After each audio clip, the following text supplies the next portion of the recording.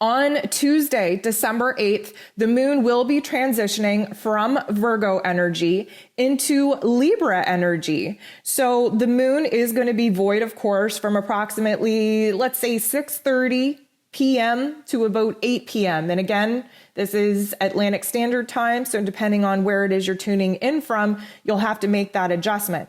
But the good news is that we're getting out of that very weighted down, earthy Virgo energy where we're picking things apart and where we're just trying to analyze everything right to death, to this Libra energy, which is an air sign. It is more light and fluffy. It's all about peace and balance and harmony. So again, in the previous days where we're really trying to sort through what can stay and what can go, and, you know, what we feel good about and what we don't feel good about. And again, focusing more on differences and the divide opposed to similarities and unification.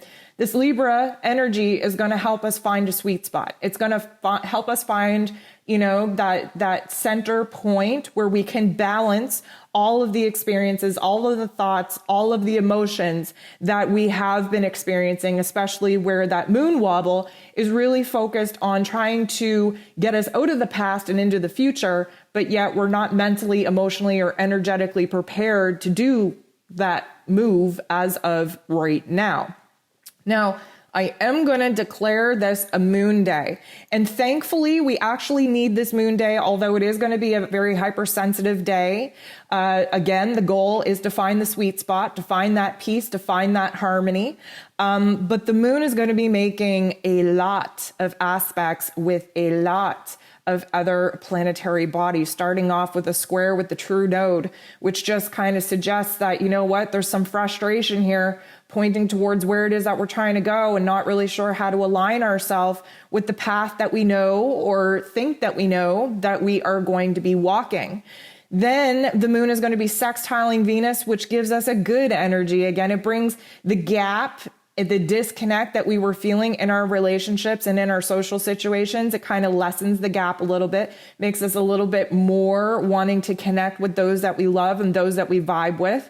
And that is before the moon semi-squares with Uranus. Now, as you know, the Uranus is the great awakener, the shock and awe wild card of information where we receive insights, aha moments, downloads from the universe that literally is going to change our perspective, change the way that we're thinking, and change the way that we're feeling about certain circumstances that we're currently sitting in. The moon will then trine Pluto. And this is going to give us a powerhouse moment for us to really see where some of the pain, some of the trauma, some of the struggle is building up for us to really turn that struggle into a source of power. And Pluto is in Capricorn and very much about control and power and manipulation and turning some of that darkness into light. And with the Libran moon, we're definitely going to find our sweet spot back into where it is we need to take control of some of the topics and issues, not only that we've been obsessing about, but that feel out of our control, and find a way to make ourselves feel in a place of power again.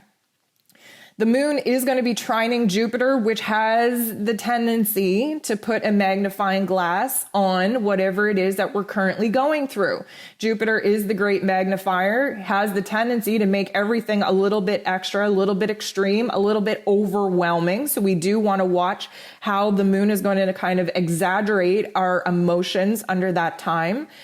And then the moon is going to be making an aspect with Mercury, which kind of suggests that we're shifting up our perspective here. Whatever we are sorting through, whatever we're processing emotionally, subconsciously, and in our mental planes, we're going to get a sudden zap where we shift our perspective, where there's new information coming in, and where we're able to actually figure out what it is that we're going through. Like the previous days, we had a hard time understanding ourselves, let alone having anyone else understand us.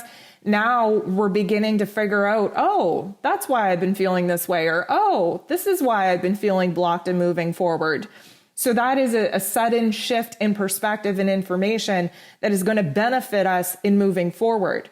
The moon is also going to be trining Saturn, which is a powerhouse move. It is karma. It is where We recognize the life lesson, where we recognize why it is we had to struggle through this certain chapter in order for us to gain the insights and the clarity that we need to have before moving on into the next dawn, into the next stage. Like I said, some of these particular moon aspects, especially with Pluto, Jupiter, and Saturn, we're never going to experience again. Like Jupiter and Saturn are about to move on into Aquarius. This is the great conjunction that we're talking about building up to on the 21st.